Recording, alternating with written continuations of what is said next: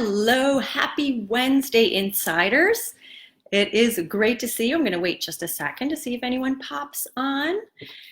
Let's see, it's 1 o'clock and we are going to roll today. There's the notification that I'm live, so I'll give you just a minute to pop on. I hope you're doing fantabulous today. Today is the day where the gravity is actually making, I tried this over here, a broom like stand up. So like, how cool is that? I had to try it. So it's where the gravity just literally, if you put a broom today, I'm sure you've been hearing it on the news, if you put it up, it's held by gravity in place. It's very cool. I just never did anything like that before, so I had to try it. It was super cool. So today, before we get into the topic of, are you acting like an amateur in your Etsy shop? And I'm going to give you 10 amateurish behaviors to help you see what you're doing in your Etsy shop or your business so you don't do them anymore, so you don't act like an amateur and more like a professional and more like a seasoned or experienced entrepreneur. So today, I just always like to start with a quote, and today it's a simple quote from Proverbs in the Bible, and this is Proverbs 19:11. The discretion of a man makes him slow to anger, and his glory is to overlook a transgression. Sorry about that. The glasses. So great quote from the Bible, because right now we are in a world where everybody just reacts before thinking and speaking. And unfortunately, it's getting a lot of people into trouble. And it's not really a wise way to answer somebody. So think before you speak. Be wise before you answer a question instead of just reacting the way that you're feeling and just kind of being like an emotional, roller coaster and allowing anyone to just set you off. Think before you speak. And this also goes with business. It's really something we need to be reminded of, all of us, every day, of how to be in life and our business. So today we're going to talk about, are you being an amateur in your business? And again, this is not to to scold anyone, to say, oh, are you doing this? This is terrible. You don't know what you don't know, especially when you're starting out in business. And if you don't know it, how are you ever going to correct it? But I'm here to help you see those things, and they can creep up no matter how long you've been an entrepreneur, how long you've been in business, because some of the things creep up with me from time to time, even being in business for over 20 years. So I've got 10 of them for you, and let me know if you are suffering from any of these, and just be like, oh, wow, I actually caught myself. I caught myself acting this way. And again, I call it like the mob mentality, which is how most people will act in business, especially if they're new, because they're not used to understanding how an entrepreneur thinks. So the first thing is that a lot of new Etsy owners and people that are starting their business, and who has popped on? Loridan, hi, how are you? Good to see you. So the first thing is that when you're starting a new business, and no matter if you're starting whatever it is, we want results right away. That's just like a kind of a no-brainer, but sometimes we think when we start something, we have to see instant results or else it's a failure. And this is such an amateurish way of thinking about your business, because if it was that easy, 8 out of 10 businesses would not be failing, they would all be succeeding. So we have to remember that when we're starting something new, it takes time. Yes, you might get a few products that are selling and something might just like work right away, and then all of a sudden it doesn't work. Are you going to just throw in the towel and just give up your business because you haven't seen results in a few weeks or even a few months? We're always looking at someone's finished product, like they've been working on their businesses for years, and you see thousands of sales coming in the door, and you're like, well, that's not me. but that's not where they started either. So we always have to remind ourselves that when we're starting out, there's so much to learn and to glean, and to stop thinking that those results like are really is what your business is all about, only the results. You have to switch that mentality around to remember you're testing in the beginning of any business. I don't care who it is. You are testing what is working. Okay, number 2, and again, I have these written down so I don't forget any of them. Number 2, selling what you like and not what your audience is looking for. This is a very common amateurish mistake, and I'll go through with you through the process. It looks like this. Ooh, I have a great idea for a product. I'm gonna sell it. What do you think? And you ask your spouse, you ask your kids, you ask your friends, and they're like, oh my gosh, that sounds fantastic. So before you do any product research, you just, boom, you set up your shop, you put it up, and then you hear crickets. This is such a common mistake because we all think because we love it and our family loves the product that everybody is going to love this product. And this is wrong. You must do some market research before you get your product out to the world, because you could be saving yourself a lot of time and energy. Just because it's a great idea, there could be many reasons why it doesn't work. For instance, you might have to educate, let's say you have this great product or idea, nobody knows about it, and you have to educate your audience about it. That's going to take time and marketing and trying to explain how your product works or how it's different. It's going to take a lot of energy. So be prepared to have a marketing budget for that. So many entrepreneurs make this mistake. And I'll tell you right now, you can just stop it by going ahead and doing your research. If you're starting an Etsy shop, go right onto Etsy and see what is being auto-populated. See what is being sold already. Go onto Google, see what people are looking for, and don't reinvent the wheel. Just put your creative spin on whatever is working. Unless you have a big marketing budget, you might as well save your time and give people what they want. I always tell people, give people what they want. Okay, number 3, attaching your self-worth to your business.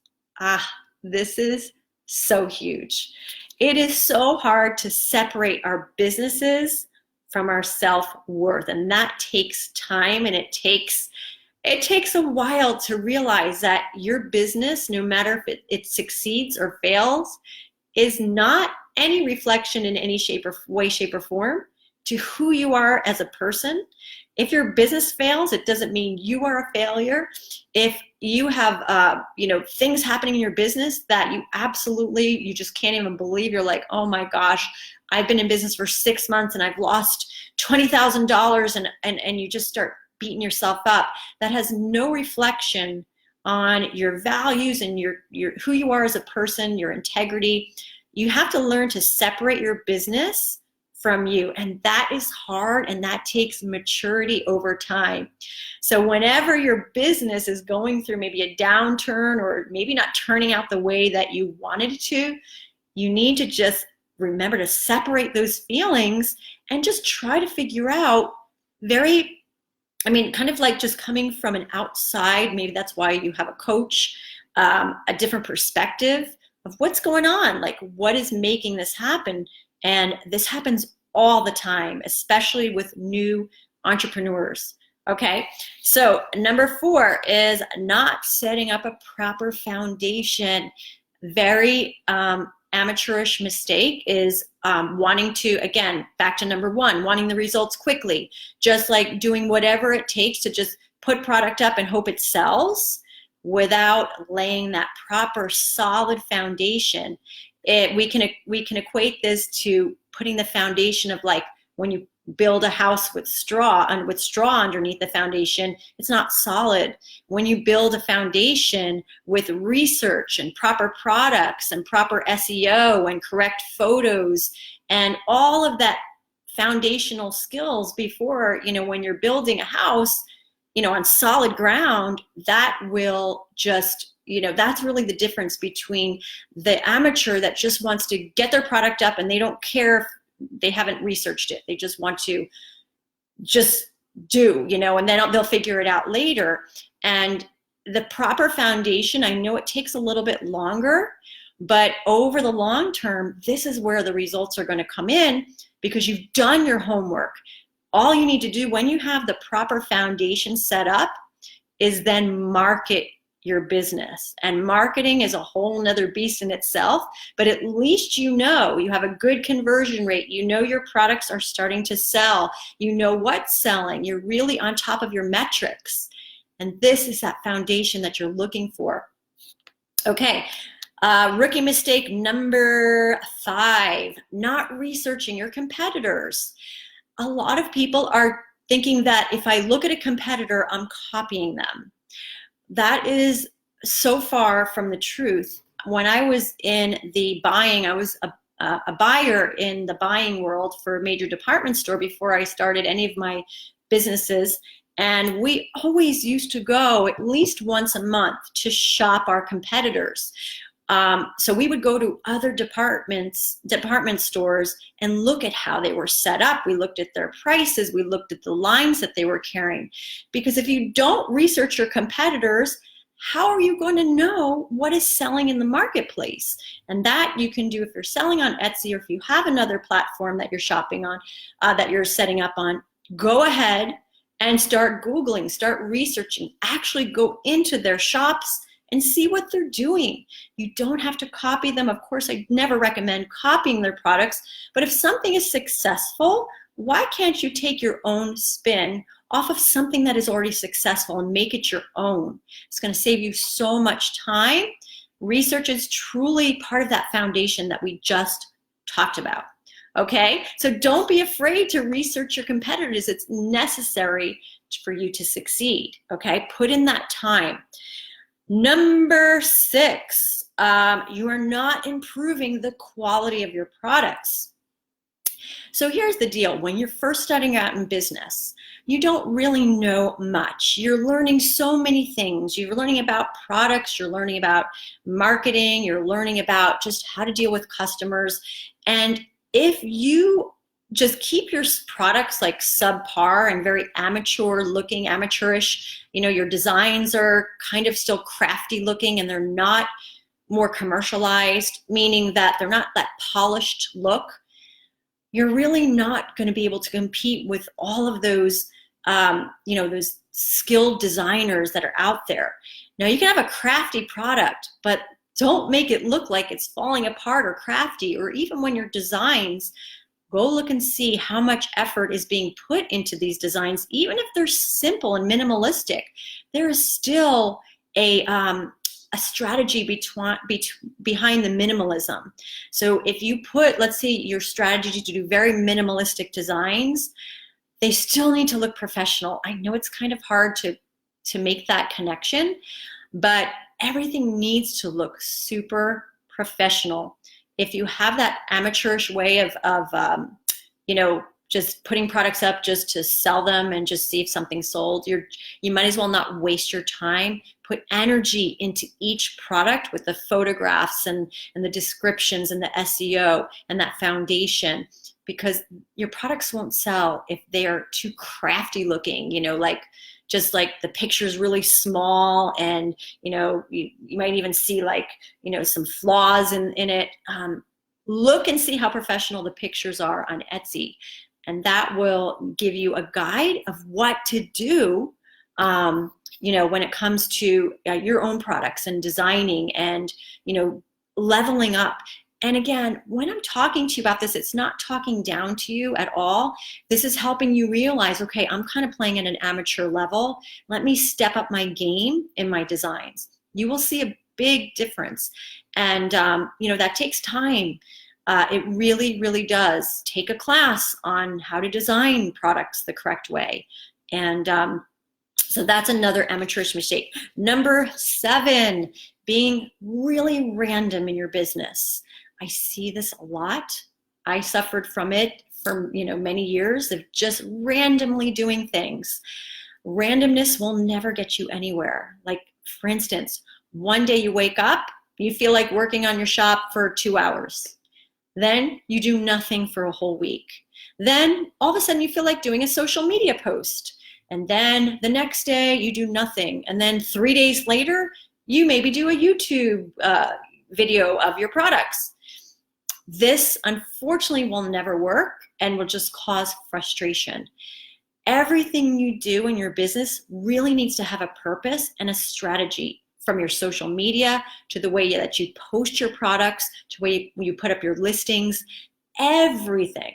Because what happens is we get like really excited and we want to try a new platform, and then we do it for a few days and then we're like, oh, I can't do this, it's too hard.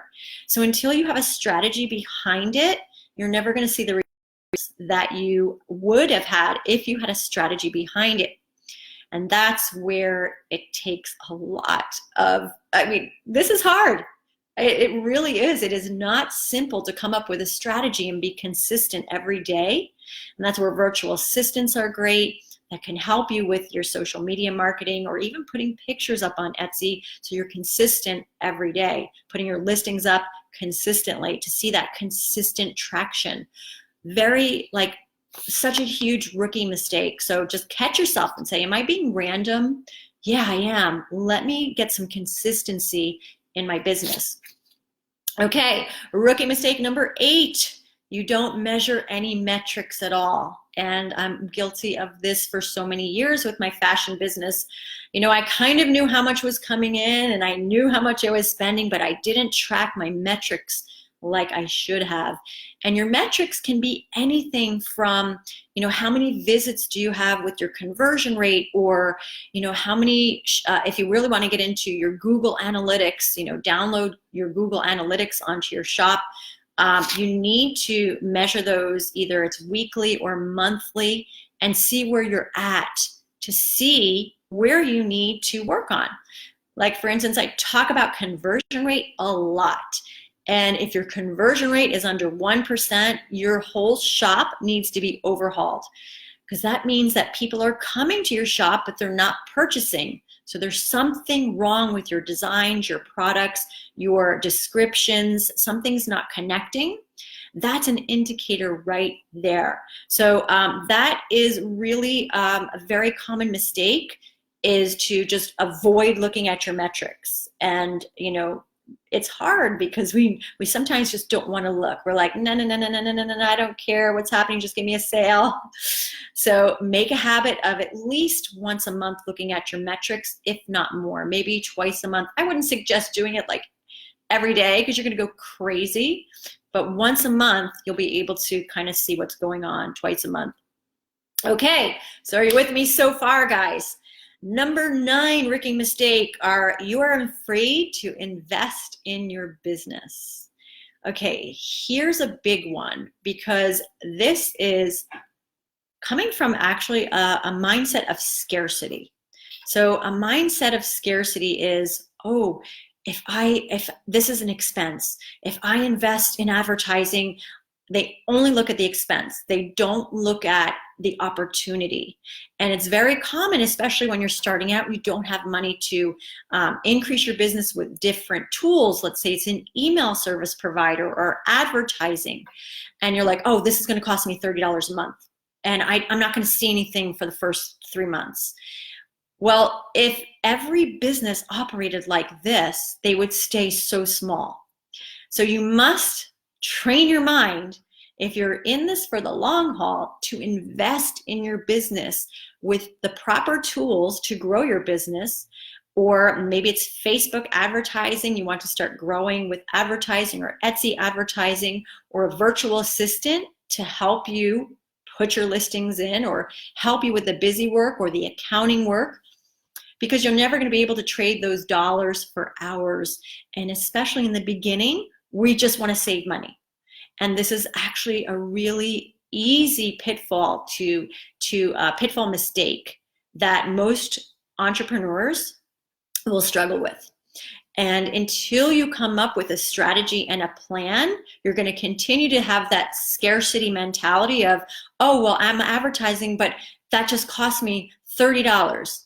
Now, don't get me wrong, if you're losing money advertising, yeah,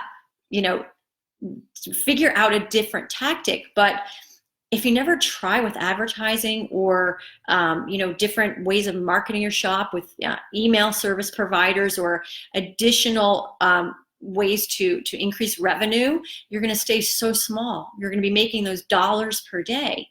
And that is a big mistake. And you have to think about where you want to be and operate at that level. If you want to be a 5-figure or 6-figure business, do you think you're going to do that without advertising or putting energy into somewhere or funds? It's never going to happen. It's going to happen somewhere, time or monetary wise, you're going to have to invest somewhere. So get rid of the scarcity mindset and think, okay, this is where I want my business to be. And that's where you need to operate. And I love James Wedmore. If you ever need, I just love him as a mentor. And this is always what he practices in his multiples $1 million business. I think it's 9 million a year he does. So anyway, thank you for always reminding me about that, James. Okay, number 10. Again, another big one for all of us as entrepreneurs is not recognizing distraction. Distraction will ultimately just crush you. Okay, we are in a world of distraction everywhere. And if you can't learn to master distraction, you're going to stay so small in your business. You will be constantly just, looking at your phone, constantly maybe trying to make that next product, or you're chasing shiny objects. This is all a form of distraction. And if you do not master that, you will ultimately fail. And that's why there's so much failure in new business owners, and even with businesses that have been around, because there's always a new technology. There's people that seem to really have staying power, have mastered distractions. They're not jumping on the latest trend. They're sticking with what they know and what works. And they're not afraid to try new things, but they know what is working, and they stay with it until it doesn't work anymore. And they continue to try new things in increments instead of just, wasting all their energy trying everything at once. And distraction can show up in so many different ways. It could show up as just, even like feeling physically ill, like, let's say you have a product launch coming up and all of a sudden you lose your voice. That is actually a distraction. Your mind could be physically making you ill to distract you from getting further in your business. It can come up in so many ways, and you need to recognize, okay, wait a minute, that was something that was really literally just stopping me from taking action to the next step. It could be something like, oh, my logo's not right. I need to change the colors. That's just distraction. A logo is not going to increase your business. You can brand later. Focus on the things at hand. So really quickly, again, this is to encourage all of you to just recognize, am I acting like the mob mentality, which is all of these things we talked about, the amateur way of doing things, or am I up-leveling my game to the successful Sarahs and Sams, I call them, of the world, where they can recognize these things and then just go and attack them and say, okay, no, this is an amateur way of thinking about business. Let me go back to like the correct way, the way that a multiple 5, 6, 7-figure business owner will think. And those are just, things to help keep you grounded. And again, you all are doing fantastic. If you're even showing up, you're doing more than most people. So thank you so much for watching. I know a lot of people are watching the replay, so make sure you just leave a comment and let me know if this was helpful, because I always want to provide helpful content for you. I never want to distract you or waste your time or energy. This truly is coming from a place of trying to help you get through that mental toughness, that the mental tough parts of being an entrepreneur, and lift your spirits for the day and help you to move forward. Anyway, so that's it for today. I will see you guys in the next training. Until then, just be awesome and keep moving one step ahead, one foot in front of each other. Okay. Oh, I'm so glad that you found this helpful, Tracy. I didn't even see you pop on, but always remember to just get that mindset in check, and you'll be way ahead. You'll be in that top, 10% of the businesses that really do make it, or whatever the number is now. I'm not sure what it is. Okay. Oh, Patty, you're on here too. How come I missed everybody? I don't know where you guys were, but anyway, it's good to see you, and I'll see you guys in the next Facebook Live or around, wherever you guys know where to find me. Have a great day, guys.